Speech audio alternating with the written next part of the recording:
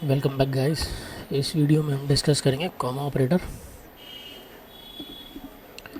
और comma operator हमारा क्या होता है? कॉमा ऑपरेटर हमारा होता है, सपोज़ मेरे पास एक फंक्शन है जिसमें मुझे नंबर्स को स्वैप करना है। ठीक है, तो सपोज़ मैंने x ले लिया इक्वल टू 1 और इंटू वाई ले लिया इक्वल टू 2। अब मुझे एक फंक्शन लिखना है स्वैप, जो क्या करेगा, x और y की वैल्यू को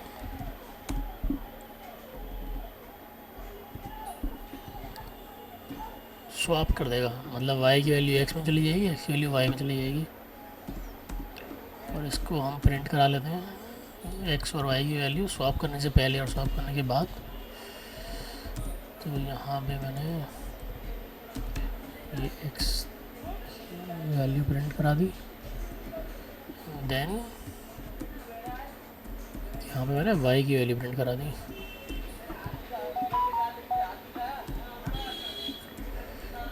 और यहाँ पे हम इसकी इम्प्लीमेंटेशन देंगे। तो इसका रिटर्न टाइप हमारा वॉइड रहेगा स्वैप फंक्शन का, स्वैप। और यहाँ पे हम ये इंटीजर पॉइंटर ले लिया हमने, x टू x और पॉइंटर टू y। तो अंदर हमें क्या करना है, इसमें इसको हमें स्वैप करना है। तो हम क्या करेंगे, इंट एक टेम्परेरी वेरिएबल लेंगे, उसमें हम वैल्यू डालेंगे जो वैल्यू को पॉइंट कर रहा है, पॉइंटर x। और फिर इक्वल टू टेम। अब अगर हम इसे प्रिंट करेंगे तो हमें अगर x की वैल्यू देखेंगे तो x की वैल्यू इनिशियली 1 है। स्वैप करने के बाद x की वैल्यू और y की वैल्यू हमारी चेंज हो जाएगी। तो हमने देखा ये, और हम यहाँ पे एक मैसेज भी प्रिंट कर देते हैं कि भाई आफ्टर कॉलिंग स्वैप।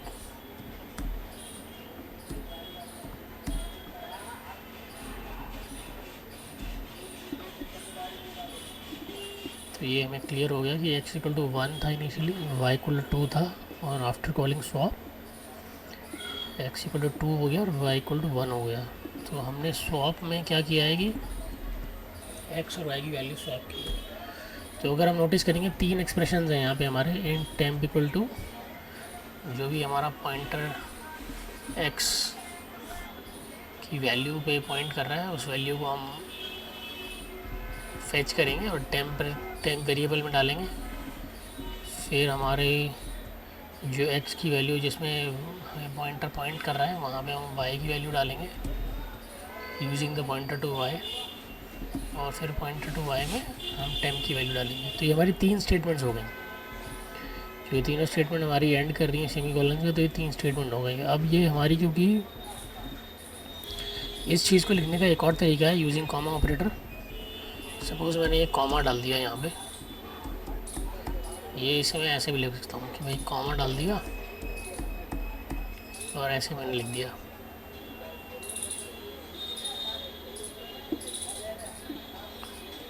तो यहाँ पे ये हमें एरर दे रहा है।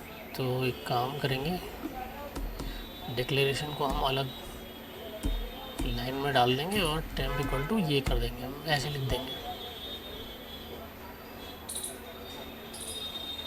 तो यहाँ पे अगर हम देखेंगे तो अब हमारी सेम चीज़ जो हमने तीन स्टेटमेंट में लिखी थी वो हमने एक ही लाइन में, एक ही स्टेटमेंट में लिख दिया है।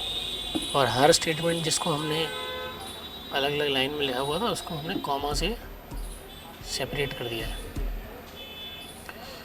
तो ये हमारा कॉमा ऑपरेटर होता है, ज़्यादा यूज़ नहीं होता है, बट जैसे कोई रिलेटेड स्टेटमेंट्स हैं उनको एक साथ अगर हमें लिखना है तो हम ऐसे लिख सकते हैं। और ये जो हमारी फंक्शन आर्ग्यूमेंट जो हमने भेजी है और ये वाला कॉमा है, ये कॉमा ऑपरेटर नहीं है, ये सिर्फ कॉमा है। मतलब ये कॉमा ऑपरेटर नहीं है। कॉमा ऑपरेटर यहाँ पे जैसे हमने स्टेटमेंट्स को एक ही लाइन में लिखने के लिए यूज़ किया है, सेपरेट करने के लिए रिलेटेड लाइन्स को, ये मेरा कॉमा ऑपरेटर है। और कॉमा ऑपरेटर जब हम यूज़ करते हैं तो सबसे पहले हमारी ये लेफ़्ट वाली चीज़ हमारी एग्जीक्यूट होगी और ये गारंटीड है। ये कॉमा ऑपरेटर को मैंने आई थिंक रेफ़र किया था जब हमने प्रेसिडेंस ऑफ ऑपरेटर्स भी डिस्कस किया था, और जब हमने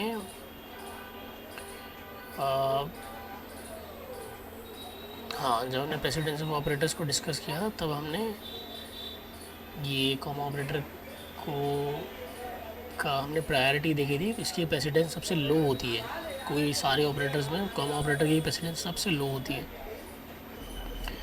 और ऐसे हम इसको यूज़ कर सकते हैं कि कोई स्टेटमेंट्स हमारी हैं उनको, जैसे हमारी तीनों स्टेटमेंट्स हैं ये हमारी रिलेटेड हैं क्योंकि इसमें हम स्वैप कर रहे हैं वैल्यूज़ को, तो ये हमारा कॉमा ऑपरेटर हो गया। और एक चीज़ और है, जैसे हमने ये देखा कि फंक्शन आर्ग्यूमेंट्स में ये जो कॉमा है ये भी कॉमा ऑपरेटर नहीं है। और जब हम वेरिएबल्स को डिक्लेयर करते हैं, सपोज़ मैं यहाँ पे ये लिख दूँ, अगर मैं ऐसे इनिशलाइज़ करता हूँ इनकी वैल्यू को कि x y हो गया, ठीक है। और अगर यहाँ पे जो मैं कॉमा यूज़ करता हूँ कि इंट x और y दो वेरिएबल में डिक्लेयर कर रहा हूँ,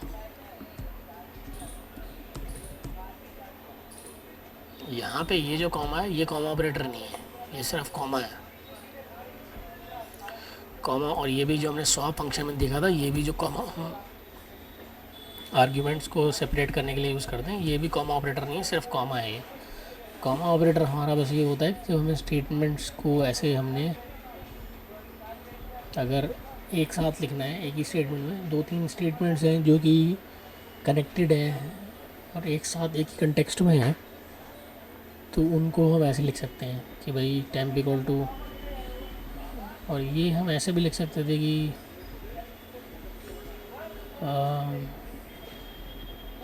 जैसे सपोज़ x और ये है मेरा, अगर मैं इसको फंक्शन की जगह मैं लिखना चाहता था, अगर ऐसे लिख सकता था मैं, सपोज़ x y और z कर देते हैं, ठीक है। और ये स्वैप लिखने की बजाय मैं क्या करूँगा, यहाँ पे एक और तरीका है इसको स्वैप करने का, वो ये है कि z इक्वल टू x, ठीक है, x equal to y, y equal to z। और यहाँ पे अगर हम देखेंगे तो वैल्यूज़ हमारी यहाँ पे भी चेंज हो गई कि x की वैल्यू इनिशियली 1 थी, y की वैल्यू 2 थी, और आफ्टर स्वैपिंग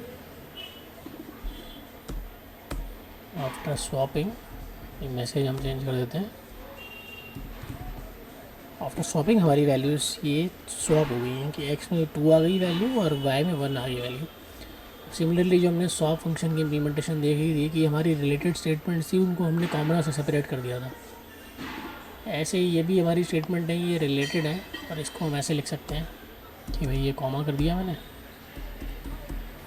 सेमीकोलन को डिलीट कर दिया और y इक्वल टू z कर दिया। और अगर हम देखेंगे तो ये भी हमारा सेम रिजल्ट देगा हमें, सेम चीज़, हमारी जो x और y की वैल्यू वो स्वैप हो गई है। तो ये मेरा कॉमा ऑपरेटर था, सबसे लीस्ट प्रेसिडेंस होती है इसकी ऑपरेटर्स में। और ये मतलब हम इस तरीके से यूज़ कर सकते हैं। और एक चीज़ मैंने जो बताई कि जब हम डिक्लेयर करते हैं वेरिएबल्स, तो जो कॉमा वहाँ पे यूज़ होता है वो कॉमा ऑपरेटर नहीं होता है। और दूसरा जो फंक्शन कॉल करते हैं और जो हमारी पैरामीटर्स हम पास कर रहे हैं फंक्शन को, वो जो वैल्यूज़ हैं वो भी जो सेपरेटर होता है उसका कॉमा, वो कॉमा ऑपरेटर नहीं होता है, वो जस्ट कॉमा होता है। So this is everything that I wanted to talk about regarding comma operators. Thanks for watching.